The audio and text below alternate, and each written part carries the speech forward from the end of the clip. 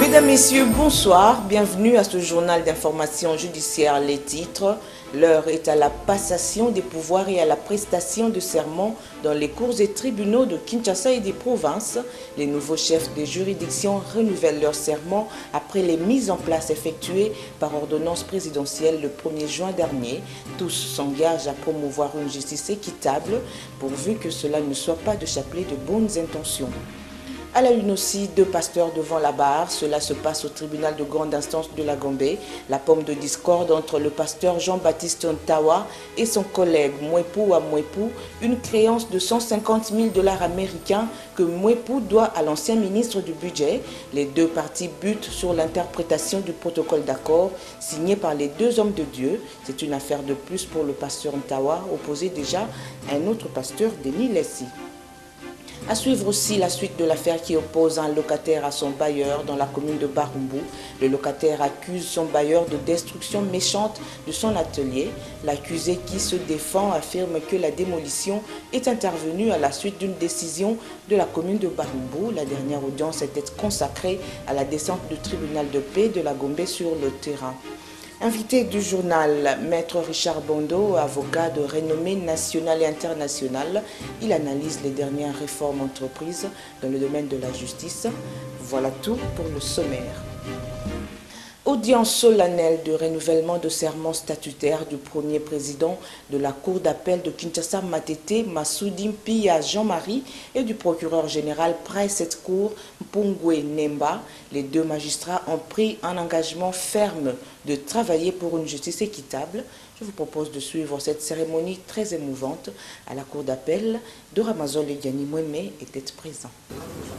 Je jure de respecter la Constitution de la République démocratique du Congo et de remplir loyalement et fidèlement avec honneur et dignité les fonctions qui me sont confiées. Le nouveau premier président de la Cour d'appel de Matete, Massoudi Mpia Jean-Marie, récite la formule solennelle de son serment devant la hiérarchie des autorités ainsi que ses collègues. Le patron de la juridiction de Matete, avec beaucoup de conviction, promet de respecter son engagement, mais aussi redorer l'image de la magistrature congolaise, ternie par les maux qui la gangrènent. Toute question de nature à améliorer l'image de la justice dans les ressorts de la Cour d'appel de Kinshasa. Ainsi, je voudrais souligner ce qui va caractériser ma présence plutôt à la tête de ces ressorts. Les respects stricts du serment, et des magistrats et des avocats. Cela doit être l'affaire de tous. Après cette prestation, s'en est suivi le mot d'encouragement de Richard Kazadi, bâtonnier près la cour d'appel de Kinshasa Matete. Ce sont des fonctions que l'on confie aux personnes investies des ressources morales solides. Parce que c'est aux magistrats que revient la noble tâche de rendre la paix aux citoyens, en réglant judiciairement les contentieux qui les opposent pour éviter la vengeance et la justice privée. Changement de la composition au cours de la même audience, le président de la Cour d'appel siège désormais officiellement et reçoit la prestation de serment du procureur général près sa cour. Mpungwe Nemba, ce nouveau locataire du parquet général près la Cour d'appel de Kinshasa Matete, qui remplace l'ancien procureur général Maïndombe, interdit pour faute disciplinaire. Avec beaucoup d'émotion, Mpungwe Nemba n'a pas manqué de mots face à cette lourde tâche qui l'attend. Le procureur général près la Cour d'appel de Kinshasa Matete promet de respecter les règles déontologiques de sa profession, mais aussi de travailler pour une justice équitable. Je crois, je l'ai dit dans mon allocution, c'est le respect de la loi et des droits de chacun. La Cour prend acte de ce serment et présente ses sincères félicitations au premier président de la Cour d'appel de Matete ainsi qu'à son procureur général. En attendant, la population attend beaucoup de cette nouvelle équipe qui doit travailler d'arrache-pied pour redorer l'image de la magistrature. Les premiers substituts affectés au parquet général près la cour d'appel de Kinshasa Matete ainsi que les conseillers affectés à cette même cour d'appel ont eux aussi prêté serment devant leur hiérarchie. Tous promettent sur leur honneur de travailler pour l'intérêt de la population et redorer l'image de la justice. La cérémonie a eu lieu dans la grande salle de la cour d'appel de Kinshasa-Matete, Doramazol et Gianni Mouemé. Ces magistrats nommés premiers substituts du procureur général au parquet général, ainsi que ceux promus au grade de conseiller près la cour d'appel de Kinshasa-Matete, dans la commune de Limité, ont eux aussi prêté serment. Le procureur général, dans son réquisitoire, présente chaque magistrat à l'assistance. S'en est suivi la prestation de serment de premiers substituts du procureur général et des conseillers. Respecter la Constitution et les lois de la République démocratique du Congo, et de remplir loyalement et fidèlement, avec honneur et dignité, les fonctions qui me sont confiées. Les nouveaux promus n'ont pas hésité d'exprimer leur joie. Ils promettent désormais de se consacrer aux intérêts de la population pour une justice équitable.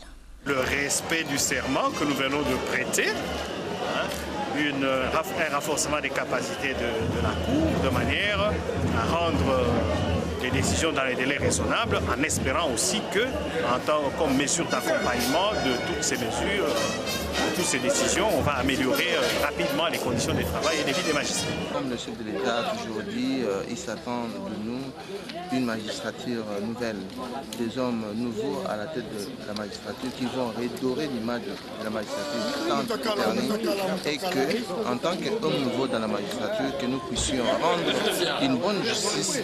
La justice élève une nation, dit-on. Ces nouveaux élus sont invités à exercer leur profession avec droiture, fermeté et honnêteté.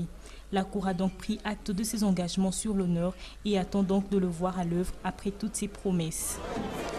Le tribunal de grande instance de la Gombe sera désormais dirigé par une femme, Nima Wanga Stella, nommée par ordonnance présidentielle le 1er juin dernier, a renouvelé son serment le mardi 18 juin dernier. La cérémonie s'est déroulée dans la grande salle de la cour d'appel de la Gombe. La nouvelle présidente du tribunal de grande instance de la Gombe appelle la population à faire confiance à la justice congolaise en dépit de nombreux défis à relever. Reportage.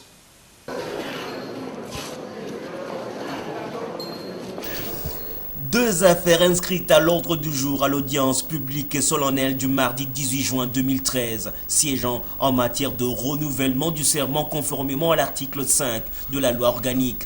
La première a prêté serment devant sa hiérarchie et ses collègues, Nima Wanga Stella, ancienne présidente du tribunal de paix de la Gombe. Elle assume désormais les charges de présidente du tribunal de grande instance de la Gombe. Nima Wanga Stella jure de remplir avec loyauté et honneur les tâches qui lui sont confiées. Moi, Nima Wanga Stella, je jure de respecter la Constitution et les lois de la République démocratique du Congo, de remplir loyalement et fidèlement, avec honneur et dignité, les fonctions qui me sont confiées.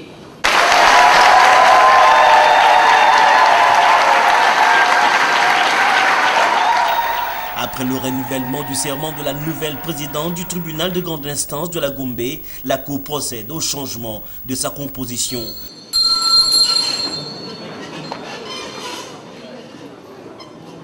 Nima Wanga, la nouvelle présidente, commence déjà son travail en invitant le procureur près sa juridiction, Kenekene Nzumbu Richard, à renouveler son serment pour cette nouvelle promotion et affectation. Je jure de respecter la Constitution et les lois de la République démocratique du Congo et de remplir loyalement et fidèlement, avec honneur et dignité, les fonctions qui me sont confiées. Après ces deux cérémonies, le ministère public, dans sa réquisition, souligne que le renouvellement du serment est un élément marquant de la magistrature. Dans cette ambiance, le bâtonnier du barreau de la Gombe n'a pas manqué de mots pour encourager la nouvelle équipe. Avec le renouvellement des autorités qui arrivent, nous espérons qu'il y aura une nouvelle mentalité, un nouvel esprit et une nouvelle manière de faire les choses. Et d'ailleurs, dans les discours que nous avons entendus tout à l'heure, le procureur de la République ainsi que Madame la Présidente ont annoncé quelque chose de nouveau qui me fait croire que dans ce tribunal-là, dans ce parquet-là, on va vivre une différence dans le traitement des dossiers. Entre stress et émotion, la nouvelle présidente du tribunal de grande instance de la Gombe et le procureur près sa juridiction s'engagent à servir le peuple et à travailler en toute responsabilité. Ainsi, le tribunal a pris acte de serment renouvelé et a présenté ses félicitations à ces derniers. Au tribunal de paix de Ngalima, Jean-Marie Kambouma Soula prend le bâton de commandement. L'ancien président du tribunal de paix de Kinshasa Matete, affecté désormais à Ngalima, promet d'assurer son mandat dans le respect de sa hiérarchie, mais aussi dans l'intérêt de tous pour une justice équitable. Je vous propose de suivre cette cérémonie haute en couleur. Thérèse Massegou et Frédéric Amouena y ont assisté. Suivez plutôt. Le renouvellement du serment statutaire du nouveau président du tribunal de paix de Ngalima, Jean-Marie Kambouma Soula, affecté en qualité du président du tribunal de paix de Kinshasa Ngalima, renouvelle son serment devant la Cour. L'ancien président du tribunal de paix de Kinshasa Matete assumera désormais ses fonctions au tribunal de paix de Kinshasa Ngalima. Jean-Marie Kambouma Soula promet un engagement ferme pour cette nouvelle tâche lui confiée par sa hiérarchie. Je jure de respecter la Constitution et les lois de la République démocratique du Congo et de remplir loyalement et fidèlement, avec honneur et dignité, les fonctions qui me sont confiées. Le tribunal vous donne acte de votre prestation de serment et vous présente ses sincères félicitations. Le renouvellement de serment symbolise des nouvelles prises de fonction, un moment très émouvant pour le nouveau chef du tripet de Ngalima. Il s'engage au respect de son serment. Ainsi, le tribunal procède au changement de sa composition et installe le nouveau président pour un mot de circonstance.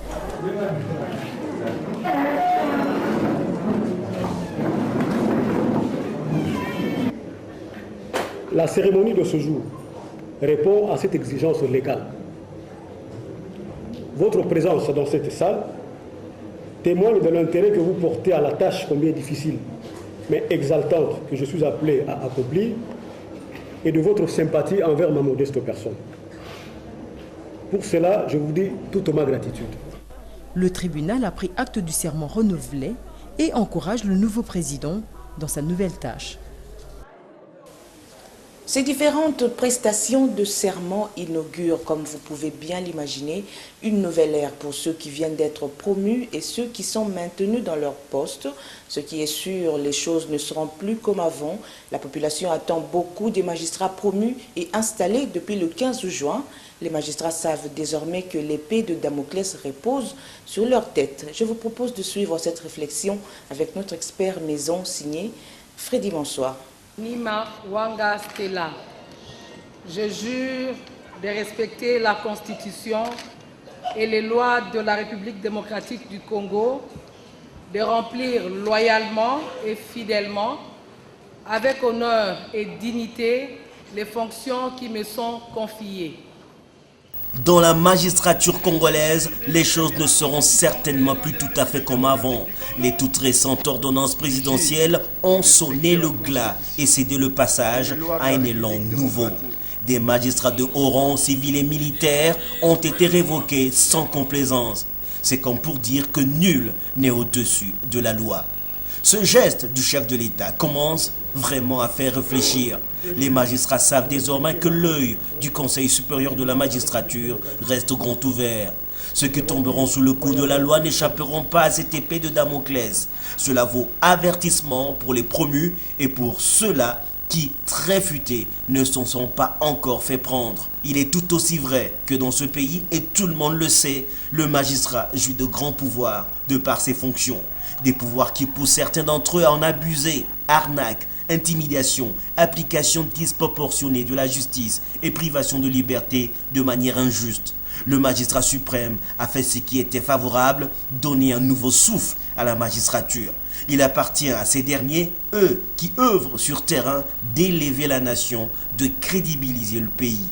Toutes les ordonnances présidentielles portant respectivement démission, mise à la retraite, révocation, nomination et affectation de magistrats s'inscrivent dans la politique gouvernementale de consolidation de l'état de droit dans la dispensation de la justice. Le souci est aussi de moderniser le pouvoir judiciaire. Enfin, les justiciables doivent participer à la vie judiciaire en dénonçant des abus de toute nature. Pleurer en silence après avoir été victime d'un procès bidon, c'est consacrer une justice à deux vitesses. Désormais, riches et pauvres trembleront, nous l'espérons, devant le juge, tout comme dans l'au-delà lors du jugement dernier face à Dieu le Père. Une entreprise publique transformée en entreprise commerciale, ce changement de statut peut-elle lui donner les droits de réclamer ses créances auprès des tiers? C'est une question qui divise les lignes aériennes congolaises qui saisissent le tribunal de commerce pour recouvrer près de 200 000 $ américains que leur doit la société Transair Cargo Service. Au cours de cette audience, les deux parties ont plaidé sur le fond du problème. Transair Cargo conteste cette créance. Dora Mazol et Gianni Mweme. Les droits de trafic aérien sont dus normalement à l'État. C'est une propriété de l'État, en l'occurrence de l'État congolais.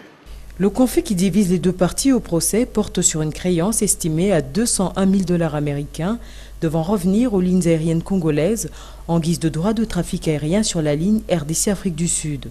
L'AC affirme avoir envoyé une correspondance à Transair Cargo Service afin de lui rappeler une première créance de 30 347 $ américains de 2009 que cette dernière avait payé par tranches successives.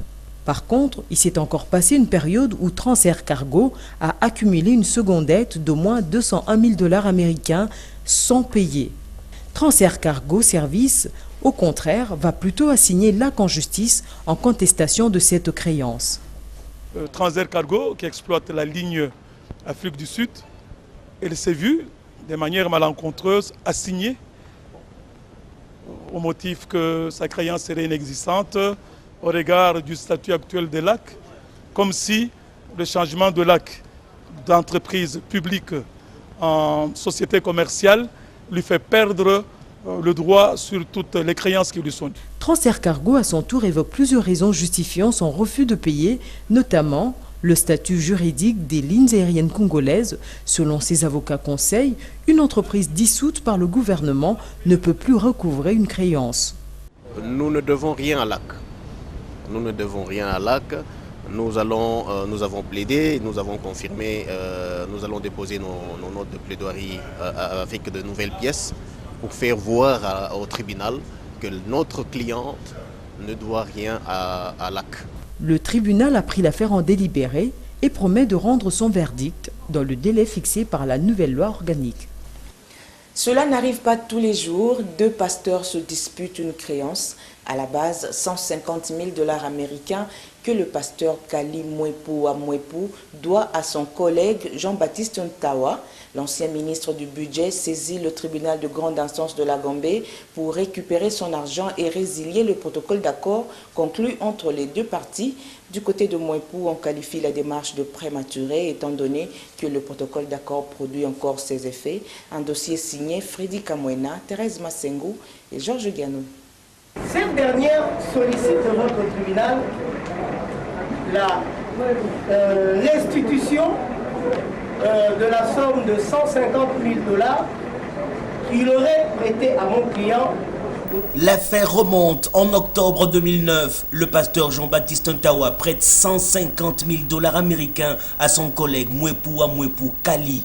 Arrivé en juin 2012, les deux pasteurs signent à l'amiable un protocole d'accord qui détermine les modalités de paiement de la créance. Dans ce protocole d'accord, les deux parties se sont convenues que la dite somme sera payée sur base d'un échéancier convenu entre les deux parties.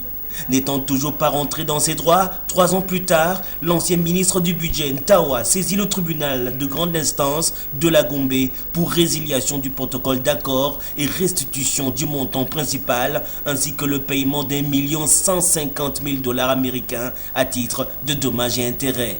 Il ne promet pas de payer, il promet un échéancier qui ne vient pas. Voilà donc, Monsieur le Président, vous appliquerez les articles 33 et 258 du Code civil congolais, livre 3. Vous recevrez les actions de M. Ntawa, vous les direz fondées, vous prononcerez la résolution du fameux protocole d'accord, vous condamnerez le défendeur au paiement du montant principal, Vous assaisonnerez la condamnation des dommages et intérêts. Ici, la demande est de 1 500 000 $. La partie Mouepou refute ces arguments et parle d'un non-respect de l'article 2 du protocole d'accord signé entre les deux parties. Étant donné que l'échéancier n'a jamais été fixé, les avocats conseils de la partie Mouepou demandent au tribunal de rejeter la demande effectuée par la partie Ntawa et de déclarer non fondée, étant donné que la convention des parties produit encore ses effets. Nous avons en fait opposé à la partie Jean-Baptiste Ntawa un moyen d'irrécevabilité de son action pour prématurité, tout simplement parce que il y a existence d'un protocole d'accord signé entre M. Jean-Baptiste Ntawa et mon client. Et dans ce protocole d'accord, il a été convenu de modalités de remboursement de cette créance. Le ministère public, dans son avis, tranche en faveur de la partie défenderesse Mouepou et demande au tribunal de rejeter tous les moyens évoqués par la partie demanderesse Ntawa. Le tribunal a pris l'affaire en délibéré. Le jugement interviendra au plus tard le 17 juillet 2013, précise le juge président.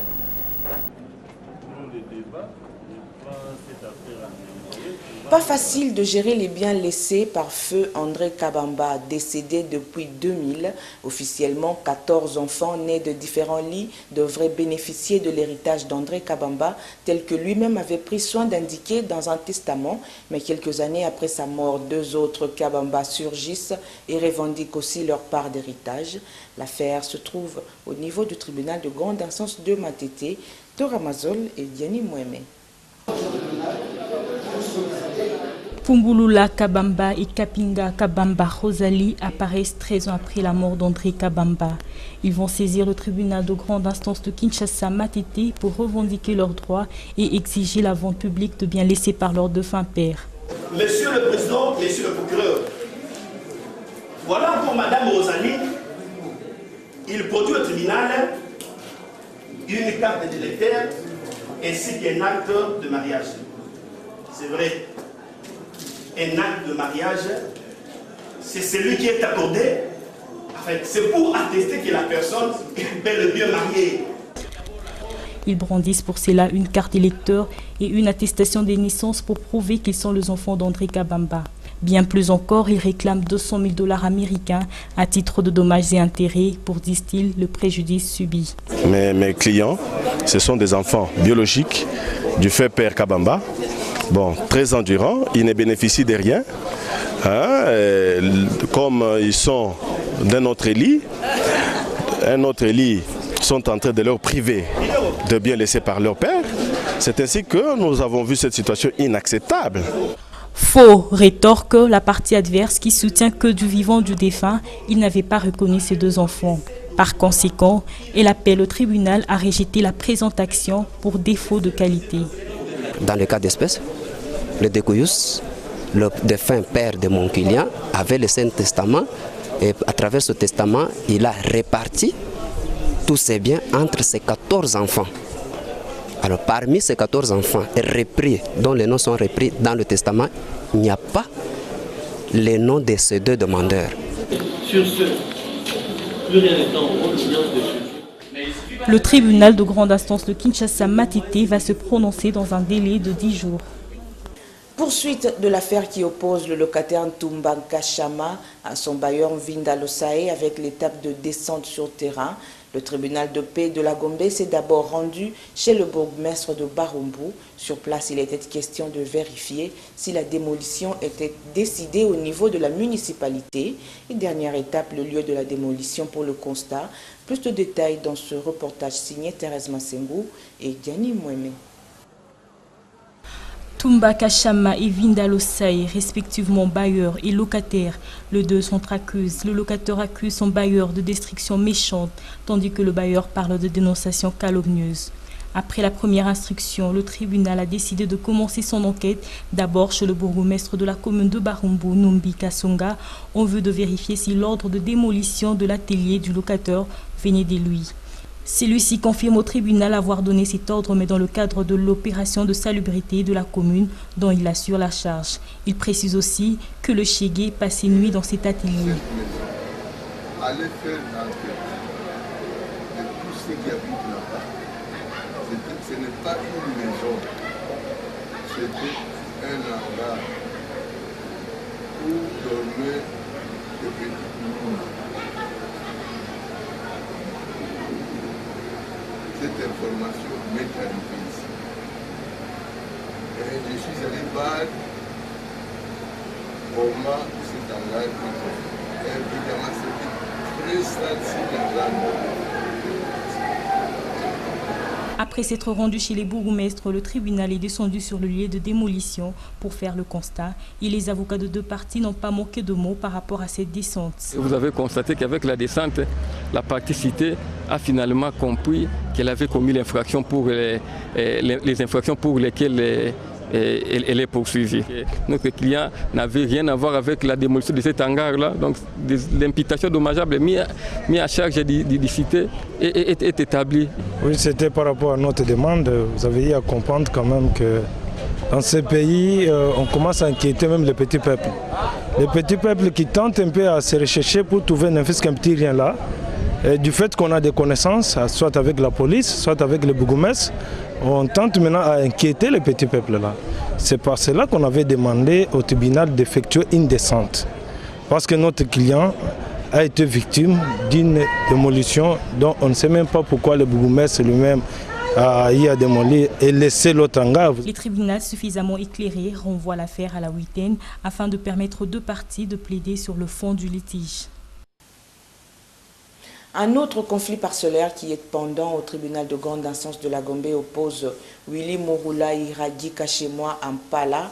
La parcelle querellée se trouve au quartier des anciens combattants de la commune de Nkaliema. La partie Mpala est allée en appel contre le jugement rendu au premier degré au profit de ses adversaires. Récit de Doramazol et Gianni Mweme. Ce jugement-là, il a été signifié en 2001. Il s'agit d'un conflit parcellaire qui oppose Willy Mouroula, Iragi Kachemwa, Ampala Sebololo. Pour la petite histoire, au premier degré, le juge avait ordonné le déguerpissement de Pala Sebololo qui occupait la parcelle sans titre ni droit. Non satisfait de cette décision, Pala Sebololo vient en appel contre ce jugement qui lui retirait le droit de jouir de sa parcelle dans le quartier des anciens combattants au numéro 24 bis dans la commune de Ngalema. Le motif de l'appel de notre client. Mais finalement, nous ne savons pas. Est-ce qu'on est en train de philosopher parce que quelque part on peut avoir suivi la formation en philosophie où nous disons les choses. Nous avons dit ici, lorsqu'on vient saisir un tribunal, on s'attend à un résultat, on ne sait pas, on condamne qui, donc on ne condamne personne. Personne n'est acquitté, on acquitte tout le monde. Finalement, c'est quel jugement ça. Mais curieusement, on alloue quand même dommage et intérêt à titre réconventionnel. La partie intimée s'est dit surprise de voir Pala Sebololo brandir un certificat d'enregistrement alors qu'au premier degré, il n'était muni d'aucun document. Nous sommes désagréablement surpris de voir qu'il a pu obtenir un certificat d'enregistrement alors que, d'une part, il n'occupe pas la parcelle pour le moment. La parcelle, si décision du judiciaire, est occupée par nos clients, M. Mouroula et M. Iragi Kachemwa. D'autre part, nous avons malheureusement, hélas, constaté qu'il est venu en appel sans justement savoir pourquoi il est venu en appel. Parce que, bon, nous attendons du juge d'appel qui puisse confirmer l'œuvre du premier juge. Après avoir entendu les deux parties, le ministère public, dans son avis, a demandé au tribunal de confirmer l'œuvre du premier juge. Le tribunal a pris la cause en délibéré et va se prononcer dans un délai de 10 jours. C'est la fin de cette édition. Avant de nous séparer, le rappel des titres. L'heure est à la passation des pouvoirs et à la prestation de serment dans les cours et tribunaux de Kinshasa et des provinces. Les nouveaux chefs des juridictions s'engagent à promouvoir une justice équitable, pourvu que cela ne soit pas de chapelet de bonnes intentions. Deux pasteurs devant la barre, cela se passe au tribunal de grande instance de la Gombe. La pomme de discorde entre le pasteur Jean-Baptiste Ntawa et son collègue Mwepu à Mwepu, une créance de 150 000 $ américains que Mwepu doit à l'ancien ministre du budget. Les deux parties butent sur l'interprétation du protocole d'accord signé par les deux hommes de Dieu. C'est une affaire de plus pour le pasteur Ntawa, opposé déjà à un autre pasteur, Denis Lessi. Invité du journal, Maître Richard Bondo, avocat de renommée nationale et internationale. Il a analysé les dernières réformes entreprises dans le domaine de la justice. Complètement terminé pour ce journal d'information judiciaire. Merci de l'avoir suivi. Ces remerciements s'adressent aux nombreux téléspectateurs qui nous suivent à travers les 5 chaînes partenaires. Merci encore une fois de nous faire confiance. Au revoir.